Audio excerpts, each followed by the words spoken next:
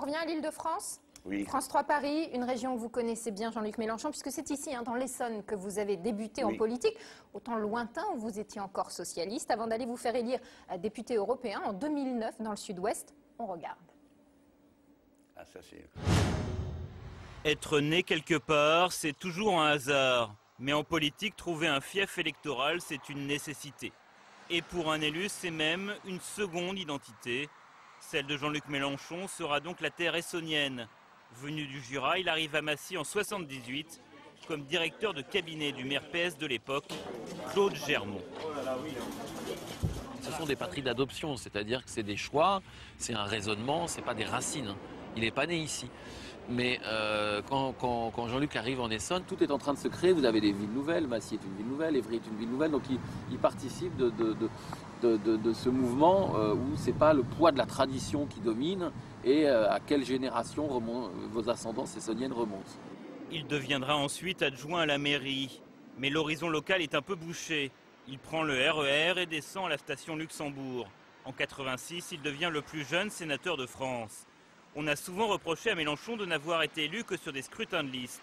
C'est oublié qu'il s'est présenté plusieurs fois au cantonal à Massy sur son nom, avec des victoires et des défaites, comme en 92. Faites passer de gueule. Non, on fait pas. La bataille continue, il y a des hauts et des bas, là c'est le bas quoi. Oui, ça s'appelle ça. 6 ans plus tard, il aura sa revanche sur Vincent Delahaye, actuel maire de Massy, sénateur, son plus vieil adversaire. Il sait faire campagne, il sait manipuler parfois certaines choses, et donc c'est quelqu'un qui n'est pas facile à manœuvrer.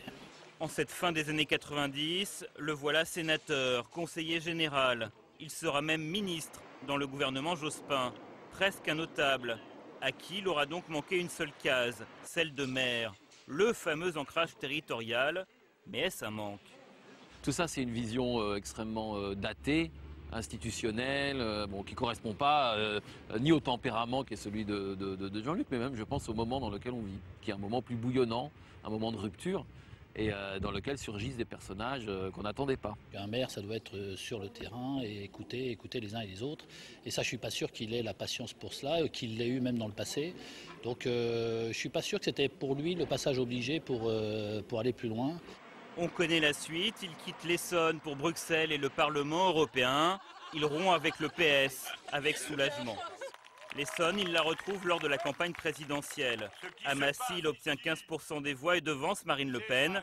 L'Essonne, un peu éloignée de Paris, avec ses cités et ses campagnes, une certaine idée de la France d'en face, celle qui ne croirait plus en la politique.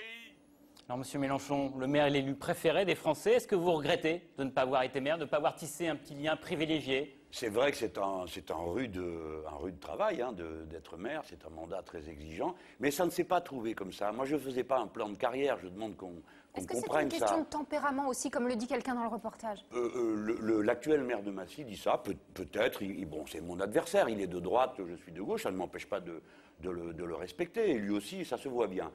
Mais c'est la vie qui a fait ça. Vous savez, nous, en banlieue, comment vous dire, personne n'a choisi d'être là. Tout le monde est immigré, de Bretagne, de Corse, d'Algérie, du Mali, et on tâche de faire notre petit bonheur là où on est.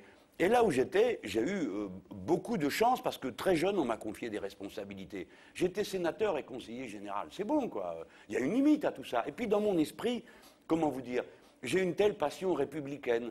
Je me voyais plutôt utile dans les débats nationaux, comme je l'ai été au Sénat. Et on avait un maire qui était un bon maire, qui était Claude Germont, qui faisait bien le travail et qui était député. Donc ça allait, j'étais pas, si vous voulez, dévoré par l'ambition, écoutez. Et puis c'est un parcours, vous savez, c'est très conventionnel, ça. Alors, il faut faire ceci, puis cela. C'est pas mon tempérament. Vous dites que vous aviez des envies, des discours nationaux. Oui. Aujourd'hui, c'est municipal qui se profile. Pour vous, ce sont des élections nationales, des élections locales? C'est les deux à la fois. C'est toute l'ambiguïté des élections municipales. Et puis, suivant la taille de la ville, la forme du débat change. J'ai été militant socialiste très longtemps, et dans le milieu rural aussi bien qu'en milieu urbain. Je suis allé chercher ma section socialiste à la sortie de l'église. Dans les années 70, j'étais le seul mécréant du tas, et nous étions là, 10... on faisait une liste avec ceux qu'on trouvait, ceux qui voulaient bien venir avec nous. Donc dans les très petites villes, c'est difficile. Dans les plus grandes villes, c'est beaucoup plus politique, parce que les enjeux budgétaires et les tempéraments portent davantage à la politique. Bien sûr, il y a toujours un coefficient personnel, c'est-à-dire la femme ou l'homme qui est le maire est bien ou mal vu de sa population. Donc, on doit combiner le local et le national. Mais incontestablement, c'est une élection nationale. Enfin, vous dites qu'il y a une lecture politique nationale. Et bien en même temps, les alliances sont différentes en Ile-de-France au front de gauche. Parce qu'il y a le scénario le plus classique, c'est vous êtes avec les communistes contre un candidat socialiste. Mais il y a des villes où les communistes sont alliés avec les socialistes, il y a des villes où vous êtes alliés avec l'Europe écologique contre les socialistes, et des villes où vous êtes contre l'Europe écologie. Donc c'est assez compliqué à comprendre. Non, les gens comprennent très vite. Bon, évidemment... au niveau local, ils comprennent, mais au niveau national, on a du mal. Mais vous avez tout à fait raison. C'est bien pourquoi, moi j'ai toujours dit, il faut avoir une attitude claire, simple, tout le monde comprend, et puis après, advienne que pourra. Les électeurs, avec leur bulletin de vote, tranchent. Car il n'y a aucun risque à gauche d'être éliminé au premier tour par la droite et l'extrême droite, puisque aux élections municipales, contrairement aux cantonales et aux législatives, où il faut avoir 12,5 des inscrits, c'est-à-dire du total des gens qu'il y a sur la liste, aux élections municipales, il faut avoir 10% des exprimés, c'est-à-dire des gens qui se déplacent. Alors mes amis, si on n'est pas capable de faire 10% à gauche dans une commune, il faut aller se rhabiller, faire autre chose. Alors, bon. Donc il n'y a pas le risque d'être éliminé. Donc moi je dis, une ligne autonome, nous sommes une gauche différente. Nous ne sommes pas le Parti socialiste, nous ne sommes pas François Hollande, nous ne sommes pas Hidalgo Hollande, nous avons notre propre ligne de radicalité concrète. Les citoyens jugent, et puis au deuxième tour, que demandons-nous? D'être représentés. C'est-à-dire, les voix qui se sont portées vers nous, nous n'acceptons pas qu'elles se transforment au deuxième tour en voix socialistes, parce qu'on leur abandonnerait tout, ou bien qu'elles n'existent plus. Donc nous demandons la calculette, la fusion démocratique. On respecte la démocratie. Si vous faites plus de 10%, vous ne maintenez pas. Vous demandez quand même une fusion en fonction du rapport de force. Mais ça va se discuter localement, vous voyez. Oui. Parce que, pour le coup, quand on arrive au deuxième tour, il y a tellement de situations qui vont être différentes. Moi, ce que je redoute aujourd'hui, pour ce deuxième tour, puisque vous en parlez, moi, j'ai pas envie de parler de deuxième tour, mais vous m'en parlez. Bon, donc il faut bien. C'est vous qui avez parlé avant en disant calculette, mais bon. Oui, mais la calculette. Ah, pardon. Alors, dans ce cas, en effet. Peut-être parce que j'essaye d'éclaircir les esprits pour mes amis. Mais vous savez, la plus grande crainte que j'ai, c'est le sectarisme des socialistes. Je parle pour la gauche. Notre objectif est de battre la droite. Ils nous font, les 3/4 du temps, un chantage odieux. Au premier tour, ils disent « Vous devez être avec nous, sinon nous allons être éliminés ». Mais eux se présentent contre nous. Partout, nous avons des sortants. Regardez à Saint-Denis. Regardez comment nous a été pris Aubervilliers. Regardez, bref, toutes les communes qui sont dirigées par un maire front de gauche, ou Saint-Ouen, où nous avons mené une si belle bataille, ou Viry-Châtillon, partout ils présentent des listes contre nous. Et ensuite ils viennent la mine sucrée de l'autre côté nous dire « Venez avec nous ». Et c'est à nous qu'ils s'adressent, le Front de gauche, pas Europe Écologie Les Verts. J'espère que vous avez remarqué ça. C'est très politicien leur affaire. Donc au deuxième tour, qu'est-ce qu'ils se disent? Ils se disent « Bon, on va les prendre à la gorge et on va leur dire « Écoutez, on ne veut pas de vous ». Voilà comment ils procèdent avec nous. C'est comme ça qu'ils ont fait dans beaucoup de communes. Alors, nous aurons donc, nous, c'est ça notre difficulté, il faut lutter sur deux fronts.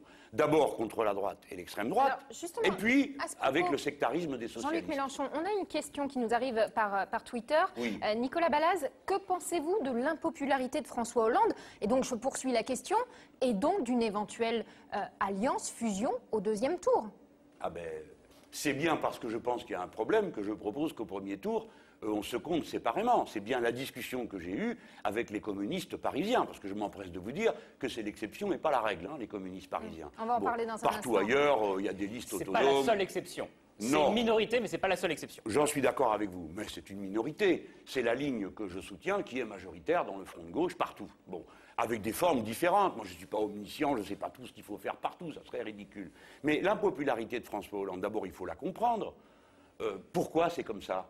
C'est le fond de l'affaire.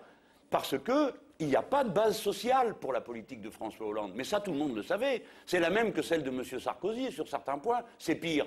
Donc M. Sarkozy a déjà été battu. Cette politique a déjà été battue une fois. Elle va être battue une deuxième fois. Toute la question qui est posée, c'est de savoir si cette politique va être battue par la gauche ou par la droite. Et c'est pourquoi il faut qu'il y ait une alternative, je veux dire. C'est pas votre problème, vous êtes journaliste. Mais si vous êtes quelqu'un de gauche, bon, vous êtes là, vous dites, mais moi j'ai pas... Ça veut dire que les journalistes peuvent pas être quelqu'un de gauche?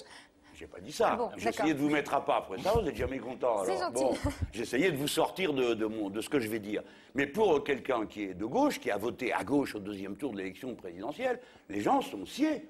Ils n'en reviennent pas, mais moi, j'en reviens pas. Je ne m'attendais pas à ce que ça soit aussi droitier, aussi violent, aussi vite. Vous vous rendez compte qu'il n'y a même pas 2 ans de la présidence de François Hollande, on a l'impression qu'il est là depuis 10 ans, tout le monde n'en peut plus de le voir et de ce qu'il raconte.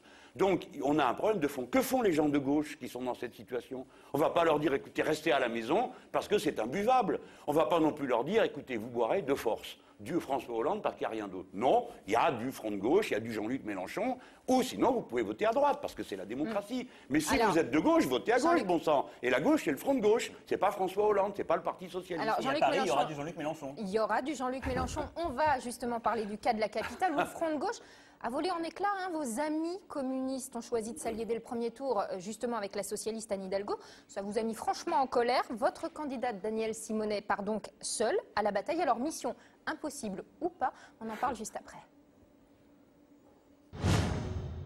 Jean-Luc Mélenchon et Danielle Simonet, sa candidate à Paris, dos à dos, filmés comme dans un film d'action.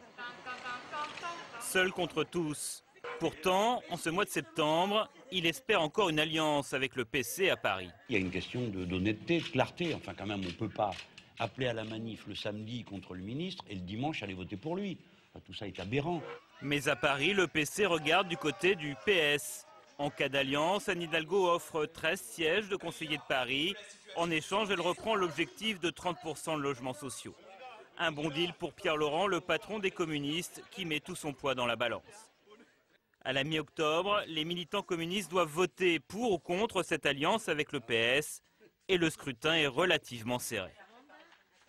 Pour moi, c'est le rassemblement du Front de gauche, parce que je considère que il faut d'abord porter ses idées, son projet dans le premier tour de l'élection. Je vote contraint et forcé pour une liste avec le Parti socialiste.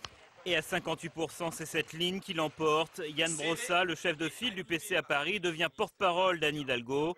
Pour les mélenchonistes, c'est inacceptable et cela menacerait l'existence même du Front de gauche. Ce qui se passe à Paris, ce qu'on va faire à Paris, a une incidence sur toute la France. J'ai envie de dire à Jean-Luc Mélenchon qu'il devrait être heureux que bon nombre de propositions pour lesquelles le Front de gauche se bat depuis des années à Paris seront mises en œuvre dans les 6 années qui viennent. Que représente le parti de gauche seul? Paris va nous donner la réponse. Vous avez un gros poids sur vos épaules, parce que tout le monde va observer Paris au niveau national. Ah, mais oui, mais en même temps c'est passionnant parce qu'on va être la surprise de ce scrutin. Est-ce que c'est vous qui avez l'avenir de Mélenchon entre vos mains? L'avenir de Mélenchon entre nos mains. J'ai une responsabilité et nous avons collectivement une responsabilité importante. Parce que cette politique, elle désespère les nôtres, elle nous désespère. Et donc, quand on est dans une situation de crise aussi grave, il faut convaincre et montrer qu'il y a une alternative possible. Et à Paris comme ailleurs, la question sera de savoir si cette alternative va s'arrêter au soir du premier tour. Jean-Marc Ayrault, il a besoin de longues vacances. C'est une erreur de casting. Ce n'est pas qu'il n'y ait pas de talent, c'est pas vrai, mais il ne correspond pas du tout à l'époque. C'est pas pour rien que j'ai parlé à un moment donné de capitaine du pédalo, parce que c'est la saison des tempêtes, et ils sont sur un diagnostic historique totalement faux. Ils se trompent. Ils vivent dans un monde qui n'existe plus, c'est le monde du néolibéralisme triomphant des années 90. 20 ans après, ils sont toujours au même point. Donc ils sont complètement trompés. Il n'y a pas de base sociale pour leur projet économique. Les Français ont voté contre ça, parce qu'il ne faut pas croire que ce n'est pas la personne de M. Sarkozy qui était en cause, contrairement à ce que des observateurs superficiels ont pu croire. Ce n'est pas la personne de M. Sarkozy. M. Sarkozy faisait du mieux qu'il pouvait avec ce qu'il avait comme talent personnel. C'est cette politique-là dont les Français ne voulaient pas. Bon. Et là, ils ont le sentiment que non seulement c'est la même politique, mais pratiquée par des gens irrésolus et qui ne sont pas vraiment certains de leur affaire. Alors c'est la totale, quoi. Donc... La cote actuelle de François Hollande, 21%, ça peut surprendre. Non, il faut qu'il reste optimiste, il peut faire pire.